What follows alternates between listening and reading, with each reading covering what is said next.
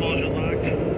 Secure on the right and good on the back. As these pilots prep for takeoff, they get ready to become the Michigan State Police Department's eyes in the sky.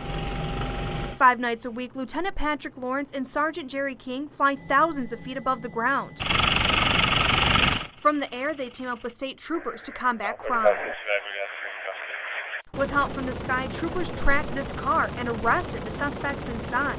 Where one officer can cover a half a block visually, we can cover 10 or 12 square blocks, and so we can direct the ground assets to that bad guy.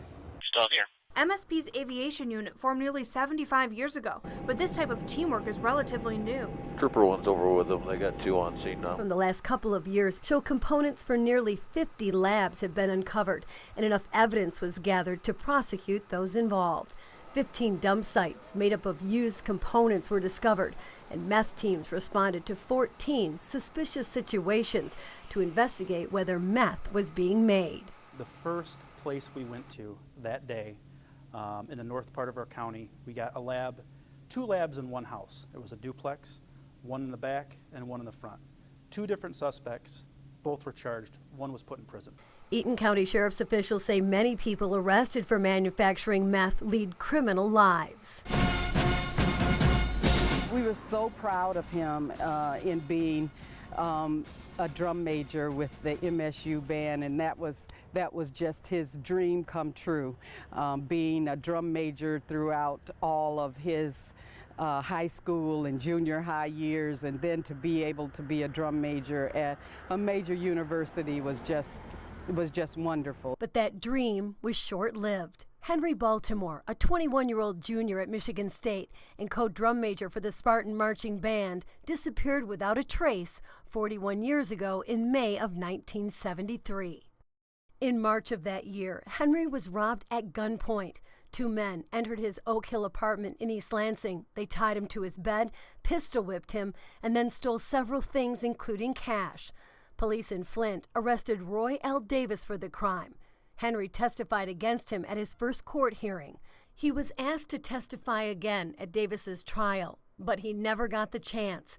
2 days before the court date, Henry went missing. His life had been threatened if he was to testify, and so we were very concerned that something really did happen. In the very beginning was absolutely not. There's no way that he would ever harm his children. But as the years have gone by, and I step back and I think he wanted to hurt me, and he knows the most hurtful thing would be something happening to my children. It was Thanksgiving 2010 when Tanya Zuvers allowed her 3 young boys, Andrew, Alexander, and Tanner, to spend Thanksgiving with their father. Tanya and John Skelton were going through a divorce, and she had sole custody of the boys.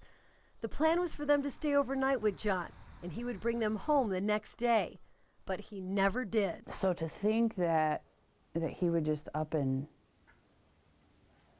take them away from everything they ever knew just doesn't make sense to me. And I can't even try to like crawl into his head to figure out what he was thinking, because he just, those last few months before the boys went missing, he was just somebody different that I had not known for 10 years. A massive search was launched to find the boys. State police set up checkpoints and handed out flyers. If you should know anything or know anybody knows anything, please have them call that phone number on the flyer, okay? Thank you. And volunteers walked area fields looking for some trace of the boys, but found nothing. This is the most important game on our schedule every year, so this is the one we have to make, and we've got to make sure we're ready to play this ball game. So, of course, you could see we were ill-prepared. We didn't play worth a darn, and we got what we deserved, a loss from the Cougars. What's the best part of today for you? Oh, just reunite with my friends. We look forward to this. Since last year, you know, it goes by fast once you get here, but I mean, once we're here, we always have a blast.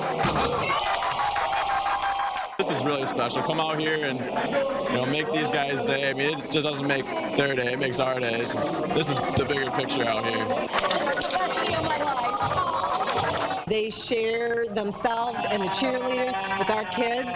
We have a friendship with them, and they have a friendship with us. Our kids love them. Here we go.